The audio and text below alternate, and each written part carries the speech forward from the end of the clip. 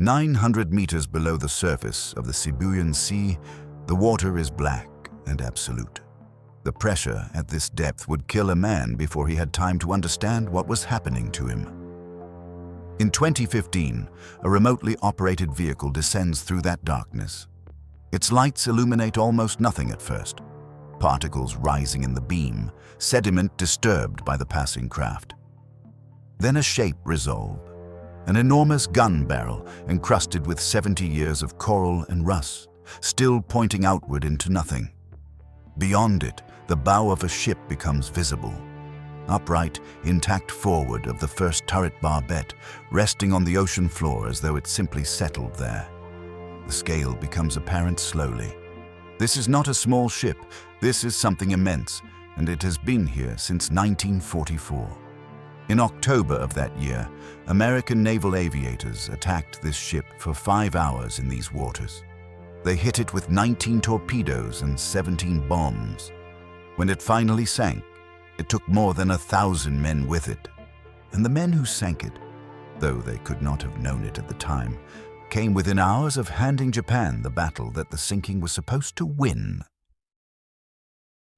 October 24th, 1944. Dawn over the same sea, warm and blue-green and open in the equatorial light. Japan begins laying the keel of her answer to American industrial power on March 29th, 1938. The shipyard is Mitsubishi's facility at Nagasaki. The ship is given no public name, no public profile. What goes up on that slipway over the next 2 years is a secret, and the Japanese intend to keep it that way.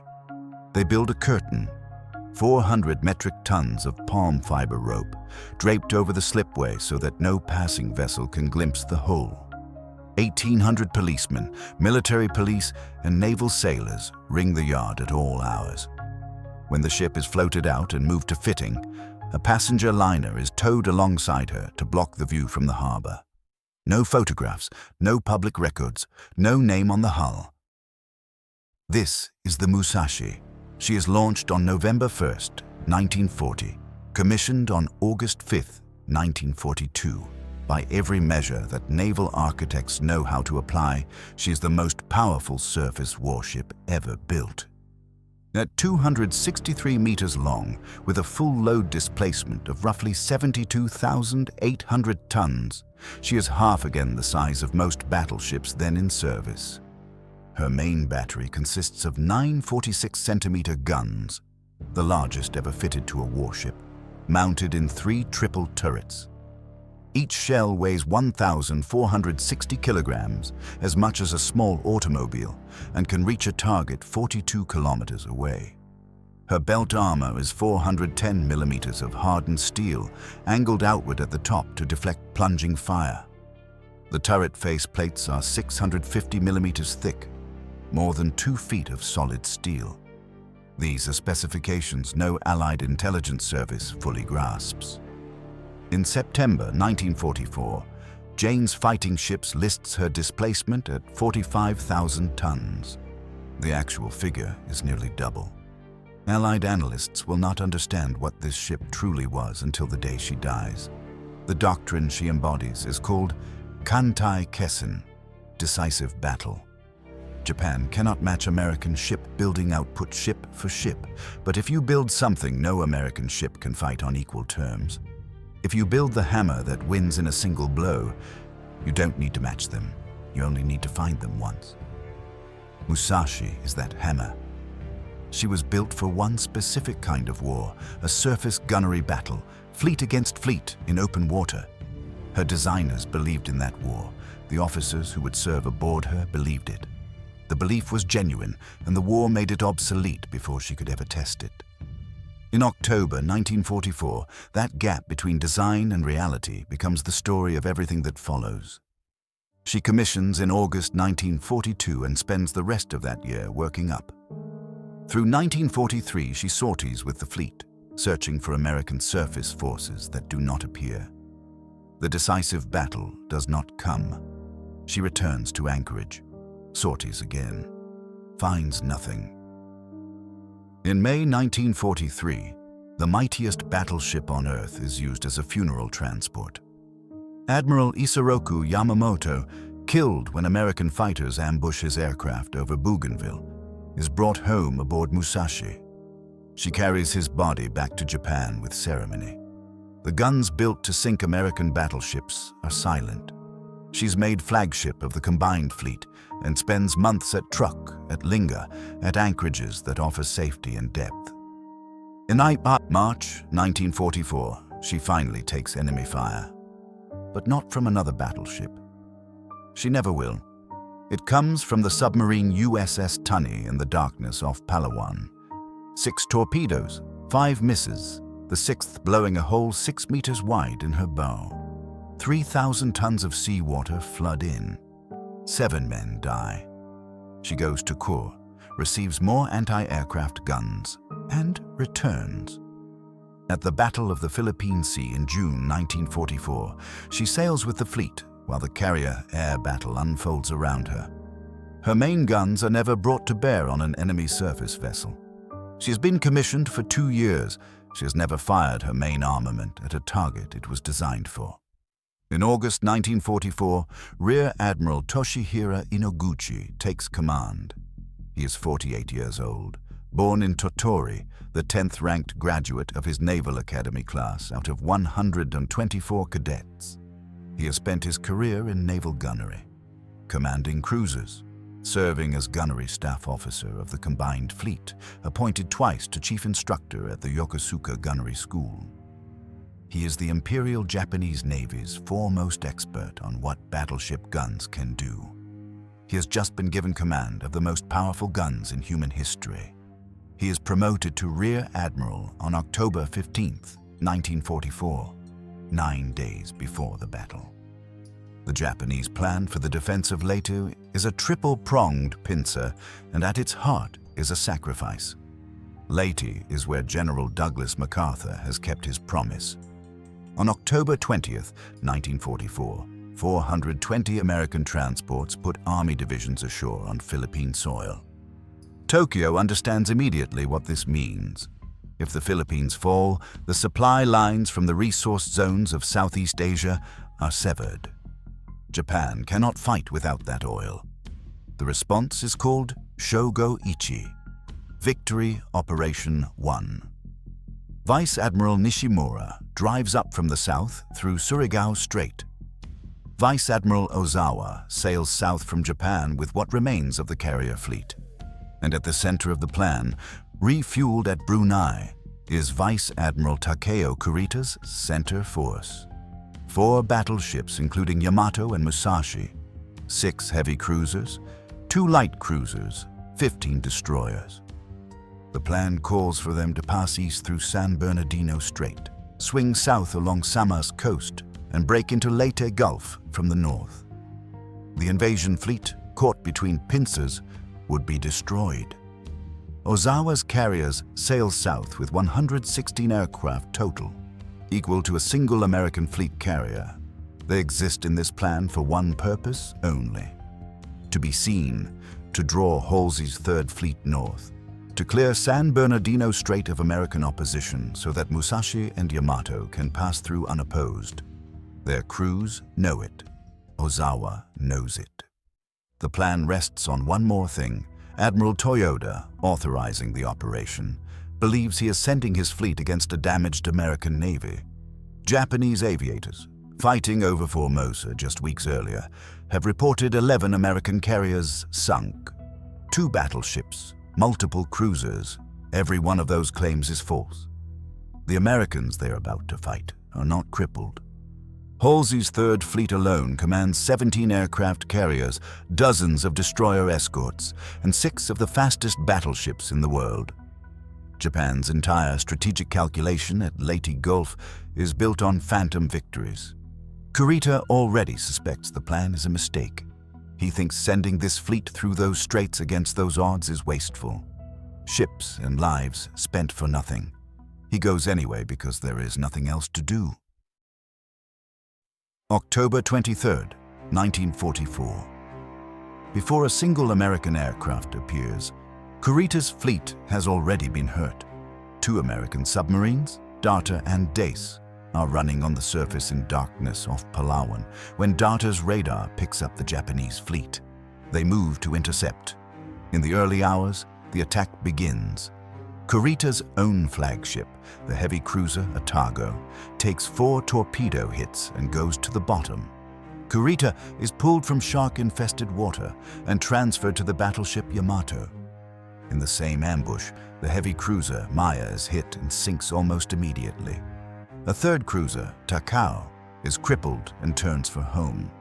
The destroyers go to work in the oil-slicked darkness, pulling men from the sea. From the Maya alone, 769 survivors come over the side. They have lost their ship. They have survived a sinking. They are transferred to Musashi.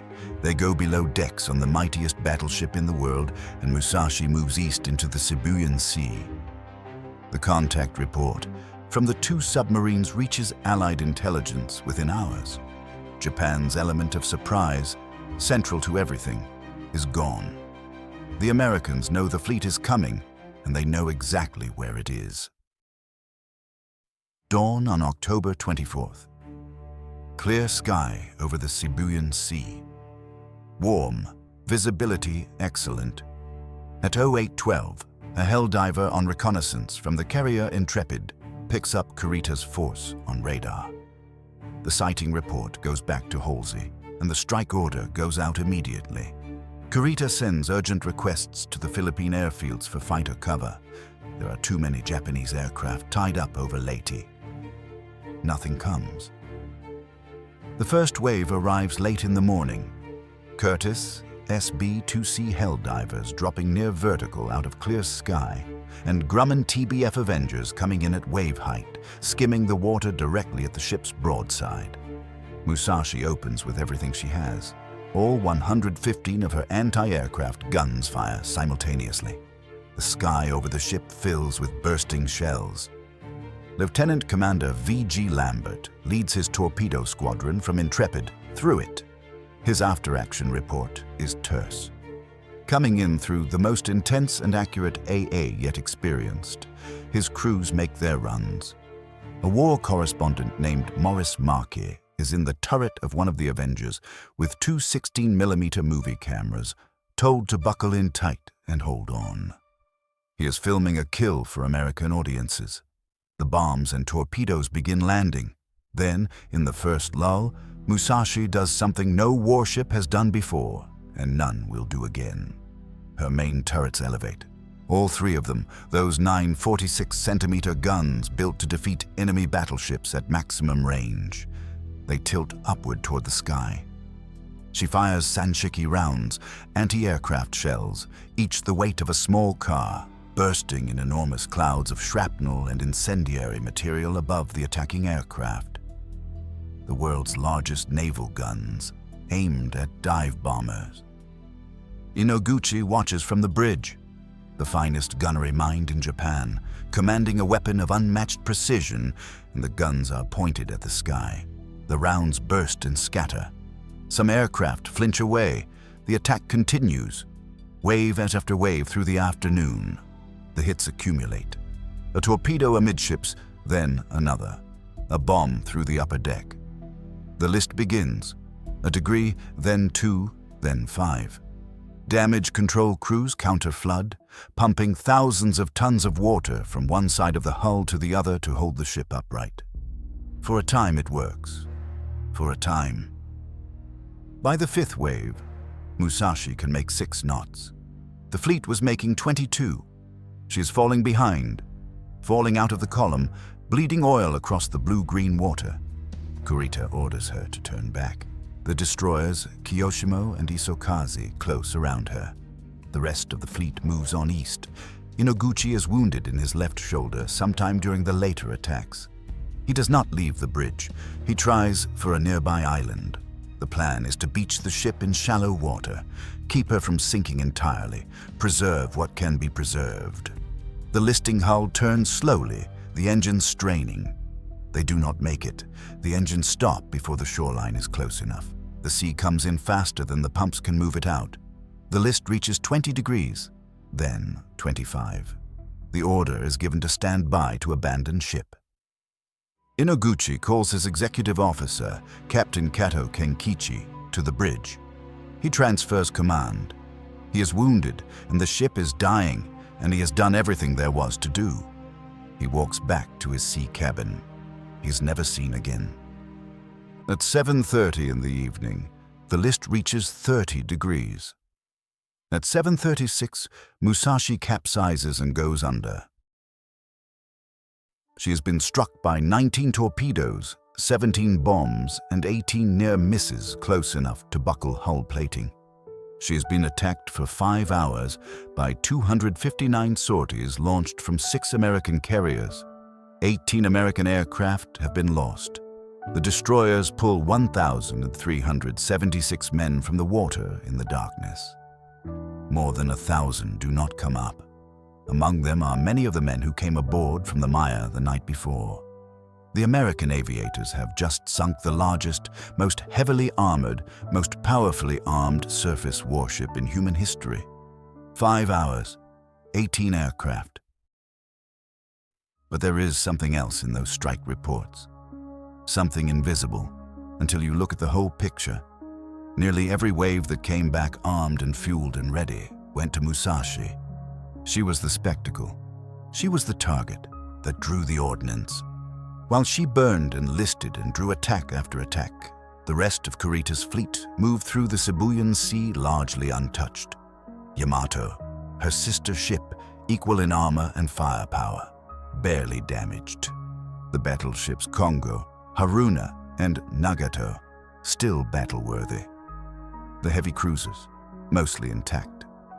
Of the entire center force, only Musashi and the cruiser Myoko were put out of the battle.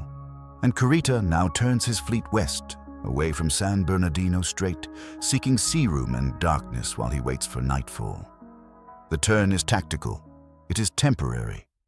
400 miles east, Halsey reads the strike reports. The super battleship has been sunk. Center force is reversing course. He is looking at the same evidence any commander would look at. A confirmed kill, a retreating fleet, a carrier force moving south to threaten the invasion. He sends his message. Central force heavily damaged according to strike reports. Am proceeding north. What Halsey does not know is that Kurita is waiting, not retreating, and the door to San Bernardino Strait has no one standing in front of it. At 1940 hours, Halsey orders his entire force north. Not 3 task groups with the battleships held back to guard the strait. Everything. All 3 carrier groups, all 6 fast battleships. The strait is left to itself. Earlier that afternoon, Halsey had sent a message alerting his commanders to be ready to form the Task Force 34, a designated surface battle line to guard San Bernardino. It was a contingency note, not an execution order. But Admiral Kincaid, commanding the 7th Fleet to the south, reads it as an order. He assumes Task Force 34 has been formed. He assumes it is guarding the strait. He turns his full attention to Surigao, where Nishimura's southern force is already dying in an ambush. Nobody is watching San Bernardino Strait. Nobody thinks they need to be. Then the lights come on. In the dead of night, inside the strait, the peacetime navigation lights begin to function. The lights that guide merchant ships through in normal times, marking the channel, marking the rocks, marking the safe passage. Lit in wartime darkness, American reconnaissance sees them. A report reaches Admiral Bogan, one of Halsey's task group commanders. He calls Halsey's staff directly. The lights are on in San Bernardino. Someone is threading a fleet through there. He is brushed off. He makes no further protest. Admiral Lee, the battle line commander, sends a separate message, and Ozawa's force is almost certainly a decoy with negligible striking power. That is also ignored. Far to the north, Ozawa is sailing his decoy carriers through the night, desperate to attract American attention, and has been unable to for most of the critical afternoon because his radio transmitter was malfunctioning. The decoy fleet could not even reliably signal that it existed. Halsey eventually took the bait anyway, from photographic reconnaissance. Ozawa will not know until after the battle that it worked. Kurita knows none of this. He doesn't know the bait has been taken. He doesn't know the strait will be empty. He turns his fleet east at 5:15 that afternoon, and through the darkness his ships move toward the strait, and the navigation lights guide them through like any peacetime convoy. And at 12:35 in the morning of October 25th, Kurita's center force clears San Bernardino Strait into the Philippine Sea. The water on the other side is empty. Dawn, October 25th, 1944. Off the island of Samar. Kurita's fleet emerges from darkness and finds not the massive American carrier groups he has been bracing for, but 6 slow escort carriers, 3 destroyers, and 4 destroyer escorts. A formation called Taffy 3, assigned to close air support of the invasion beaches, carrying aircraft armed for anti-submarine work and shore bombardment. Against them, Kurita commands 4 battleships, including Yamato with her 46-centimeter guns, 6 heavy cruisers, 2 light cruisers, and 11 destroyers. The force that survived 5 hours of American air strikes largely intact because those strikes went to Musashi. The escort carriers run for rain squalls. 3 destroyers and 4 destroyer escorts charge into the Japanese battle line, ships a fraction of the size of what they are sailing toward, laying smoke, drawing fire, dying without stopping. Aircraft drop depth charges on heavy cruisers because it is the only ordnance they have. Kurita is exhausted. He has been awake for more than 40 hours. His flagship was sunk under him 2 days ago. He cannot confirm Halsey's location. His battle reports are contradictory. At 9:20 in the morning, with Leyte Gulf open ahead of him and the invasion transports an hour's sailing away, he gives the order. All ships, my course north. Speed 20. He turns away. He withdraws. 3 days after the battle, Admiral Chester Nimitz writes a personal message to Admiral King. He writes it carefully, in the controlled language of a careful man. He describes his disbelief that San Bernardino Strait was left unguarded. And then he closes with his private assessment of what separated the outcome that occurred from the outcome that almost did. That the San Bernardino detachment of the Japanese fleet, which included the Yamato and the Musashi, did not completely destroy all of the escort carriers, and their accompanying screen is nothing short of special dispensation from the Lord Almighty. Nimitz was not a man given to dramatic language. He was a precise communicator, measured, deliberate. That is the sentence he writes in private to his superior 3 days after the battle. Not victory language, the language of a man who has looked at what almost happened and has no better way to account for the distance between those two things. The Battle of Leyte Gulf, taken as a whole, was the largest naval engagement in history. 4 distinct battles across 4 days and hundreds of miles of Philippine waters. When it ended, the Imperial Japanese Navy had lost 26 ships, 3 battleships, 4 carriers, a decade of accumulated naval construction, gone. None of it replaceable. Just as the Philippine Sea had broken Japan's carrier air groups in June, Leyte broke her surface fleet in October. The warships that remained would fight again, but as a coherent force capable of contesting American command of the sea, the IJN ceased to exist. Inoguchi was posthumously promoted to Vice Admiral. The record notes his wound, his transfer of command, his retirement to his cabin. It does not say what he was thinking. On November 3, 1944, 10 days after his father's death, his son Satoshi was killed in action over Tacloban, Philippines, as a kamikaze pilot. He was posthumously promoted to lieutenant. Father and son, within 10 days of each other, over the same Philippine waters. The Sibuyan Sea closed over Musashi at 7:36 on the evening of October 24, 1944, and did not give her back for 71 years. Various expeditions tried and failed to find her. She carried no name on her hull. The IJN never marked its warships that way. And the records that might have fixed the location of her sinking had been systematically destroyed by Japanese naval officers in the final days of the war. In March 2015, a research team funded by Paul Allen announced the discovery. 8 years of searching through archives across multiple countries, a research vessel, a remotely operated vehicle descending through 900 meters of black water. The bow section resting upright on the ocean floor, still pointing forward, the first turret barbette encrusted with the weight of 7 decades. The stern section inverted some distance away because the ship exploded underwater as she went down, and the wreck is in pieces. A survivor named Nakajima heard the news. He had become, after the war, a chef at the American embassy in Tokyo. He heard what had been found on the floor of the sea where his ship went down, and he said he had no words but thank you. He said that Captain Inoguchi and the men who had not come up from the water that October evening must be delighted to hear this news.